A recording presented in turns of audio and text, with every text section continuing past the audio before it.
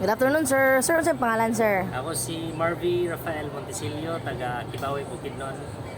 Syntropic farmer. Kami ang trabaho kay kapangita og way nga ang reforestation kay para economically impactful. Bale, kung mag-reforest ng tao dapat lagi siya i-returns economically. So muna yung product, kami mainly dark chocolate ng product. Tapos other benefits na mo, kami mga honey, kami lumber, so dami bananas mo. What's the process of making your chocolate, sir? Chocolate is cacao beans. Amo siyang i-harvest, i-dry, i-ferment na mo, which is 5 days. I-dry na mo another 5 days. Dayon, amo i-grind dayon for 3 days para fine kay siya. Sagula na mo gamay na sugar para dili po siya tamis po siya gamay. Dayon, baligyan nila po. This is from the Liso sa Cacao, sir. Muna siya, Lisa. Ayun. So, sir, how's your experience here during the Bayan Anihan Summit?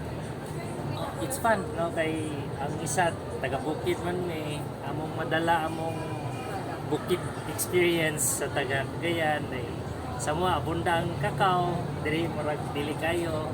So, mas better nga among na chocolate kay murag mas ganahan ang mga taga-city of Guan chocolate. Ayun. So, if you're going to introduce your product, sir, saan man mo na pag-introduce, sir, kaya para makita sa ato ang mga ka-viewers, no, sa ato ang page sa Miso Radio. Pag-introduce na ko, Guan, sorry. Sige, sir. Among forest, among gidala sa Cagayan de Oro. Among gipatilaw ang mga taga Cagayan de Oro unsa ang lami sa cocoa cacao products sa forest. So kung ganahan sila, magpalit sila, mas mudagan ato forest sa bukid.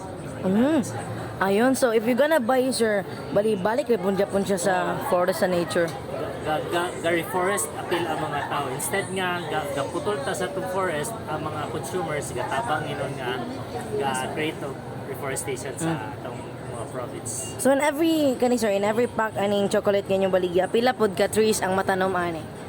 Actually kaning labi sa isa ka kahoy 1 kilo of cacao na siya per bud.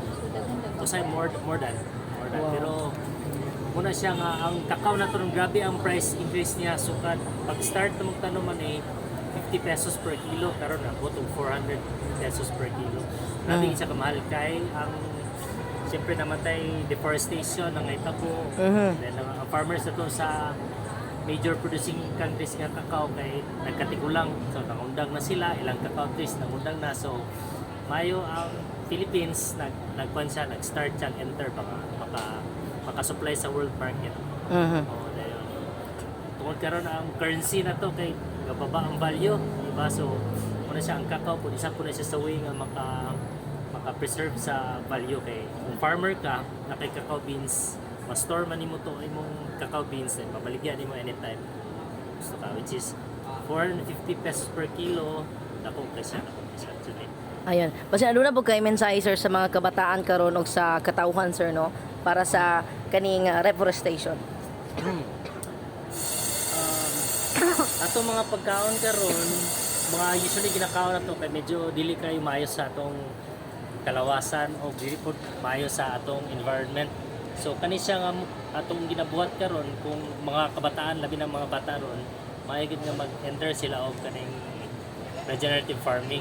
Dayon kay instead na magkadaot atong atong forest ginaputol na to atong gabuhaton ga-consume ta og food at the same time ga-grow atong forest, which is happy tanan, happy ang farmers, happy ang tao, happy ang mga animals, environment, and hopefully happy sila sa among chocolate. Naniyan sila. Yes.